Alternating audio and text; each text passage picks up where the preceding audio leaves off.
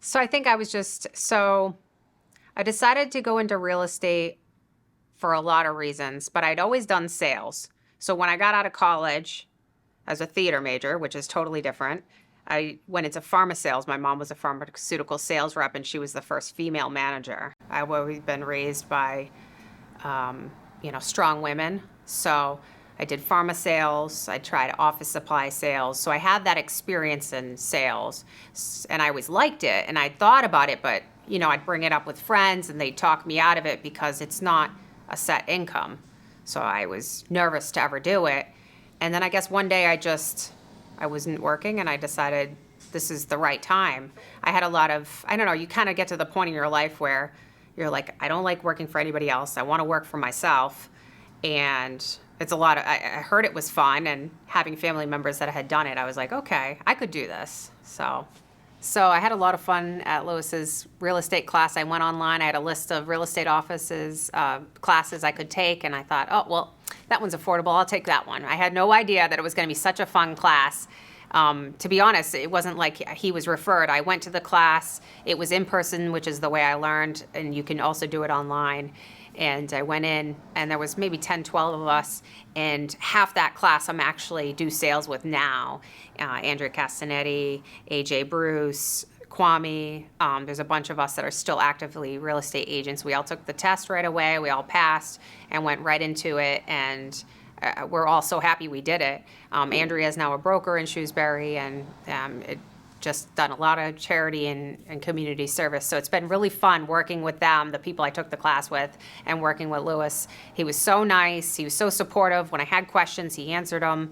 He followed through. He supported me to go take the test. And when I did well, he was there to cheer me on, and has been there ever since. We've been friends. So I definitely recommend Lewis's class. You should definitely go take it.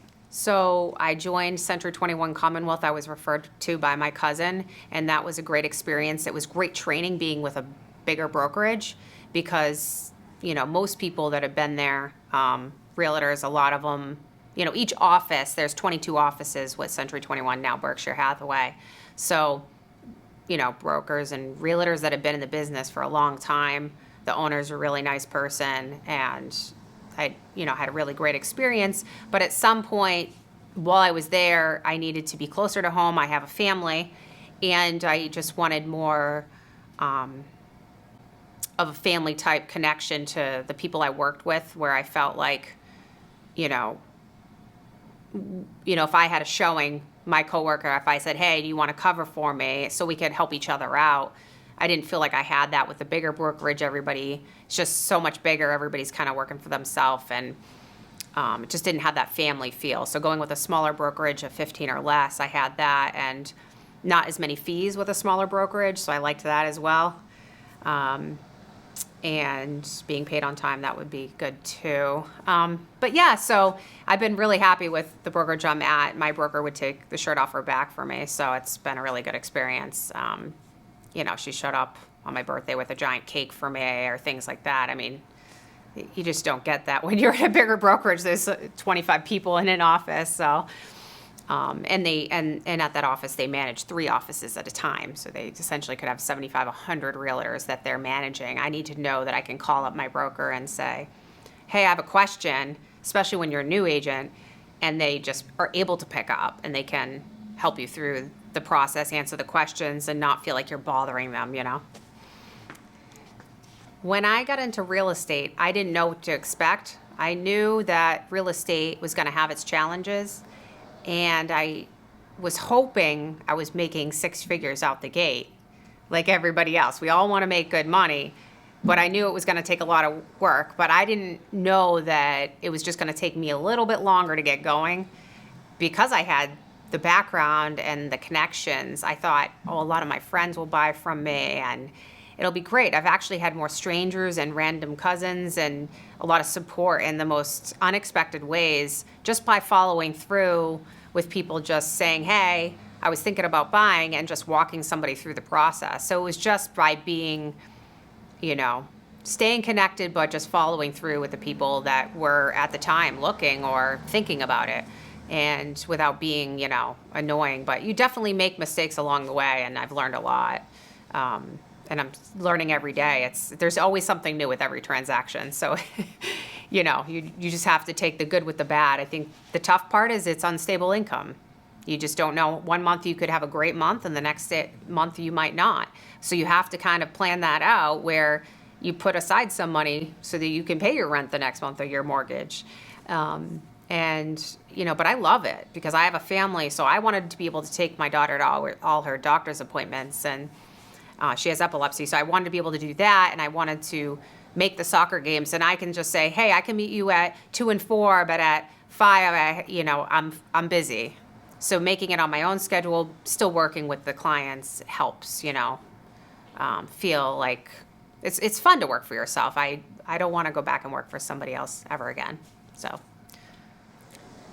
some of the challenges I experience in real estate have been just depending on the time. We went through COVID since I've been a realtor, so just experiencing that, where my last sale during the year of COVID hit was March 21st, that Friday, and I had a closing that day, which was great, and then I didn't sell anything till October that year because I was not only my kid's teacher for second grade or first grade at the time, but I didn't know how to get people to see the houses, and I wasn't really comfortable with helping people make an offer sight unseen without a home inspection. So we got through that, so it feels great to be out of that and working again. And once we got out of that, I made a ton of sales at the end of that year, so it was great. It was definitely a roller coaster. And I'm glad I never quit. A lot of people, I think, quit in real estate because when it gets hard and it's really tough, it's tough. You could have 2 months of no sales and then all of a sudden have 5.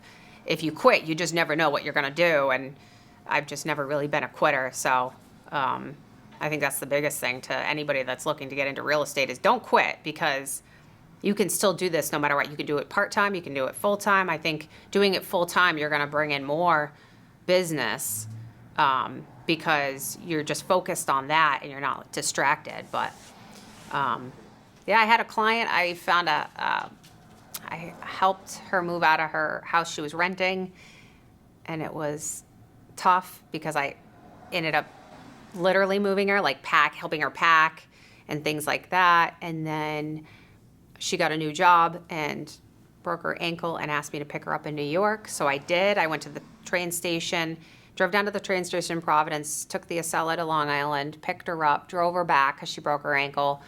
And then she needed help moving. I sounded like she didn't have the money to move, so I then took my Ford Edge and threw boxes in it and literally helped her move after packing her up, then helped her move. It was like a full service thing, and I didn't get treated well. And she screamed at my attorney that I referred, and the loan officer I referred, so was not a grateful client. And so you're going to deal with that in real estate, people that are not grateful. There's plenty of grateful people. It's not a way to not get into the business, because any business you're in, especially in sales, you're going to deal with people that don't appreciate what you've done. So don't expect that they're going to give you gifts or say thank you, but then you get great clients and it makes it all worth it. I had one client, she showed up with, I showed her one house. They bought one house, $800,000 in Millis. That was my biggest sale in single families, and they brought me chocolates, a thank you note handwritten, and chocolates and like perfume soapy stuff from like Natick Mall. It was just really thoughtful, and that doesn't happen every day. I was like, thank you so much. No one ever does anything. That was so nice of you, because you work really hard for people, especially when you're new in the business, because you want them to be happy. So you're doing everything to make them happy, but you do have to be careful about doing too much. There is such thing as too much, because your job is to help find them the house and guide them through the process, or help sell the house, shed the house on the best light, give them the advice, not clean their house out for them, which, yes, I've done that before. So don't do that. Don't clean out people's houses or help them load the dumpster, because that's their job.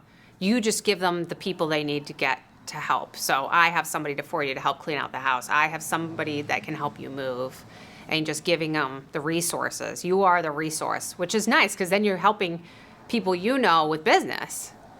A friend of yours could be in the moving company business, and you're helping that company. Or, you have a friend that's a painter that needs more work. Give them the painting business. As long as he does a good job, why not? So that's been really nice about the business, helping out your circle. When you take the class with Lewis, which was great, it's to protect you. So you don't go to real estate jail. So don't go to real estate jail. Don't say the wrong things. But what you actually do out there is not what you do in the class. So you need to take the class because you need to protect yourself and say that, and you have to, the fair housing laws and all those things. You need to know those. But when it comes to the sales end of it, you need to be a good person and you need to follow through on your word and what you say and help them through the process. That's what people need.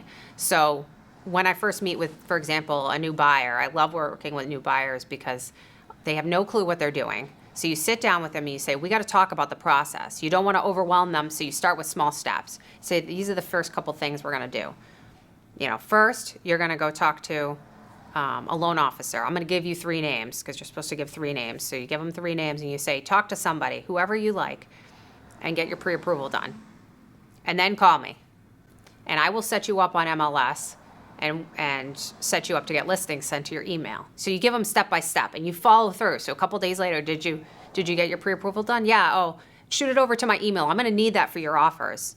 And then, okay, I'm going to set you up on MLS now. So then you get up on MLS and they say, okay, every morning I want you to get on before you go to work and just look and see if there's anything you like on there. And this is when you start the process of, okay, we got to figure out what kind of house you want. Do you want a ranch? Do you want a colonial? What towns do you want to live in? Even though they might have told you 20 towns, we got to really narrow this down.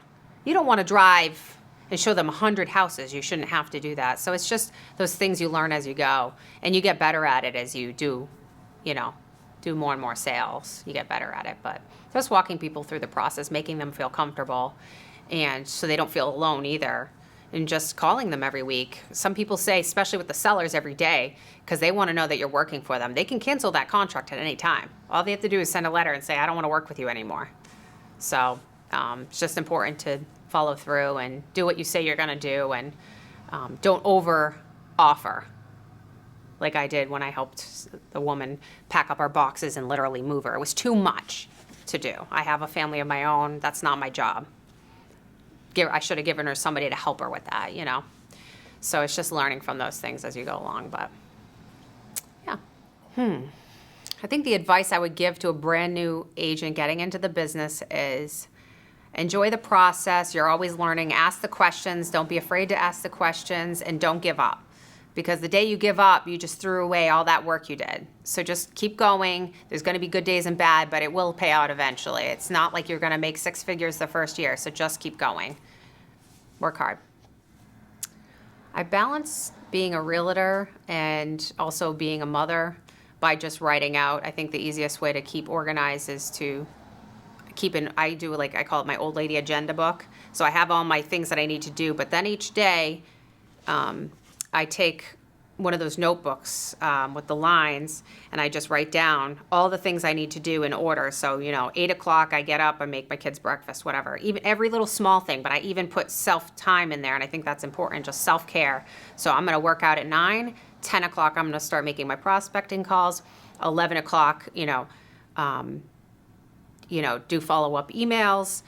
12 o'clock, I'm going to make the kids lunch. So you put every little thing into your date, and then you go back and look at the list and say, oh, I didn't need to do that, or I need to add this. Oh, I forgot about that. Oh, I still have to call Susan back. You add the little things through the day. Oh, I have to go meet with Joe at 2 and Stephen at 5. Go show that apartment. So you just keep it, stay organized, look at the list, carry it with you all day. And then you have your other calendar where it's just your general appointments to write down so that you don't forget for the future. But I like the list. It just keeps me, and I can cross it off. I feel really good. So just keeping a schedule, just like if you're at an office working, you have to keep your schedule and make time for your business and not get too distracted, but still make time for your family. And that's just as important. So all my children, I keep them involved in at least one activity each. I try not to overwhelm them, so they all have to do something. So my 8-year-old does dance. My 16-year-old does tumbling, my 17-year-old does guitar, and the baby just drives me crazy. So that's what my kids do. And then as a family, we play games, board games, watch movies together, do family stuff. We go down to Cape Cod in the summer. So I still keep all those things in there. And sometimes the kids like that I'm in real estate. Sometimes they get annoyed I'm on the phone a lot. But I think you just have a shutdown of a time that you're done for the day, just like any job where you say, okay, after 8, I'm not on the computer anymore. I'm not going to say I've never written up an offer at 10 o'clock when the kids go to bed, but there's a time where they need me to just be present, and you have to make that time. I've had a lot of things that I'm proud of myself for. I was in a fitness competition with the Fitness Asylum, and that was something I did for myself. I wasn't sure if I could do it. A friend had done it and said, do it with me. She was doing it again. I said, okay. So it was a lot of self-discipline. You had to work out X amount of times a week at the gym and go for walks and eat certain foods. You were on a meal plan and also do posing classes for the stage. And there was a lot to it on top of a job and family. And it was something I was like, I need to do this for myself and refocus my energy. I'm making myself really healthy, and I was proud of myself. I got second place one spring and at the fitness show, and being in your late 30s and doing a fitness competition and doing well and beating out some people that have been doing it for years, or just somebody that has no children and nothing else to do. I mean, everybody has things to do, but it just felt really good. It was something for myself. I was proud of myself for sticking with. I love all the sugary things, so it's hard for me for diet to eat all healthy. So, I think we all, if you're closer to the 40s, you grew up in a time where carbs people didn't worry about all that. And I grew up on spaghetti and mac and cheese and things like that. And eating healthy was kind of when you added a salad to your meal. So just learning all about that was good. But yeah, it just gave me time to make myself feel 100%. Drinking, eating clean, working out, and it helped actually my business too, because I just stuck with my schedule in it and I thrived during it. So it definitely was worth it. I've thought about doing another show again soon. So yeah, it was a lot of fun too, and I learned from it. I made new friends doing it, so that's always a good thing. And I made new connections for my business, so that was good too. But yeah, it's surrounding yourself with people that want to improve on themselves. So that's all what you want to do. But yeah, I love real estate.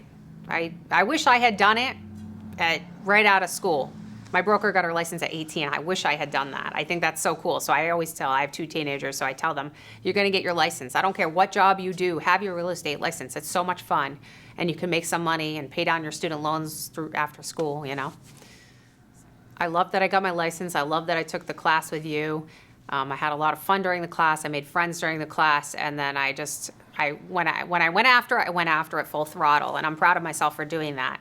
I went through challenges of the ups and downs of real estate. I wouldn't not do it again. I'd just do it sooner, and I'd probably do more giving back sooner. So I'm on the Lions Club in town. I would have started doing that sooner. And then I'm in charge of the kids 12 to 18, the Leos that do community service. I would have done that sooner. I love that. Giving back because, I've been blessed to have the support with random strangers just supporting my business and referring me again, and just being able to do what I do and support my family in the community. I need to give back. So I love doing that, and I would have done that sooner. Yeah, the Leos are a lot of fun. I forgot to mention that. They're great. They do like the Wheat Cafe in Clinton. They serve meal to the homeless. Once a month we go in and they box up food and then they hand it out. Shelly's in charge of the kitchen there. They serve 150 people at lunch and 60 at dinner. And so I go in with the teenagers and they cook the food. They put it in the containers and then it goes out to the community. And they just feel so good about themselves. And then you feel good because you're like telling them, see, don't you feel good? All right, keep doing it, and telling them to give back, and then they feel more confident. So it's really a lot of fun, the stuff we do with them. Actually, it's funny because I grew up in Boylston, and I moved back there after college and raised my kids. And my mom had always said to me, you should join the Lions Club, because I said, I want to do something, but what can I do? I always was involved in town in different activities, but I'm like, okay, what can I do? And after my sister passed away in my early 20s, they put a race in her name. Her friend did. It used to be a veteran race on Memorial Day. And then she made it Katie's 5K after my sister. So she headed this race for 10 years. And then the Lions Club took over for her. So she works at Worcester Fitness, Catherine, the head of the race. It was my sister's good friend. And she's like, okay, I have a family now. This is a lot. So the Lions Club took over. And I said, oh, I got to join the Lions Club. They're taking over my sister's race. That's amazing. And I wanted to stay involved in the race. And they do a lot of charity work. They actually donated like $23,000 last year in charity alone, just from Boylston. So it's just a great group to be part of. We do Christmas tree sale, donations at Christmas time to the children in the area. We do food drives, can drives, the meat raffles. All the money goes to charity, diabetes, the hearing and vision, all different charities, and it's been around for a long time. So it's a great group to be part of. And then they said one day when I came into a meeting, they said, you're in charge of the Leos. I'm like, what's the Leos? What is that? It's the kids 12 to 18 that do community service. And I have 2 teenagers, so I thought, okay, yeah, that's important. I need to do that. I need to be a role model for my kids. And so once I started doing that, it was like my thing. I'm like, okay, real estate and giving back. So once I make a lot of money in real estate, I'm gonna just do a lot of philanthropy with it. So I'm gonna just give back. So keep buying houses with me so I can keep giving back to people. I like to work with the homeless, so I just want to keep doing that. And at a Compassion in Worcester, that's a great group. We do stuff with them all the time. We did lasagnas last year during that snowstorm. They feed the homeless on South Main every Saturday, so we like to do that. So that's important to me. So it's just giving back. So that's part of real estate too. So back in 2008, my sister passed away of a blood clot from an accident in New York. And after that, I had an amazing amount of support in my community. And I was doing pharma sales at the time. It was a very hard time for our family, but everybody came together and was very supportive. They brought food, they called, they sent letters. And so I felt like I had a lot of support. And so then there was a small race in town. So they put the race in my sister's name, a friend of hers. And so every year on Memorial Day, this race is called Katie's 5K after my sister. And the money from the race goes to a scholarship in her name. And now we've given out multiple scholarships a year in her name, the Katie Chalifoux Memorial Scholarship. And so all these kids going to college are getting money towards college to help with education. Education's big in our family, and my sister went to Skidmore in New York. And especially the underdogs, the kids that work really hard and they want to do well in life, but they just need some help. So we've given away so many scholarships, and now kids come back to me and they say, oh, I got your sister's scholarship. And you're like, oh my God, thank you so much. It means so much because it's a good memory in her name. And then when the Lions Club took it over, and now I'm part of the committee and I help with the race, it's an amazing thing. So we get 200 to 300 runners every year. And so we have walkers, lots of people with families. And yeah, check it out, Katie's 5K. You can sign up, you can donate, and it's a great thing. You should work with me because I'm going to give you 110% effort. No, really, I always follow through. I have 16 years of sales experience before I even did real estate, and I'm going to work really hard. I know the whole process. I've been doing this for a while now, and I know the ins and outs of the business. I'm always learning every day, but I still have a lot of knowledge about the process, and I'd love to work with you and be given the opportunity. You could go work with anybody there, but I'm very friendly, I communicate well, and I follow through. So I think that's really important, and I can do that for you. You can just call me, 774-381-2769. But no, just seriously, you can find me online. I'm on all the social medias, and you can find me, just Google my name, Linette Chalifoux, and you'll find me. Call me. I'd love to work with you. No, and I just want them to know they should take the class with you, and definitely just not giving up. I think people should know that if you get into real estate, don't give up. You just see a lot of realtors come and go in real estate, and I think that says a lot. And, they have one bad sale or, one bad month, and they think, oh, I should give up. But I know so many people that just keep doing that forever. You never have to give up your license. Just keep working at it, and you can help people every day. So it's really a helping field. So you got to want to help people and enjoy it. So as long as you enjoy it, keep doing it.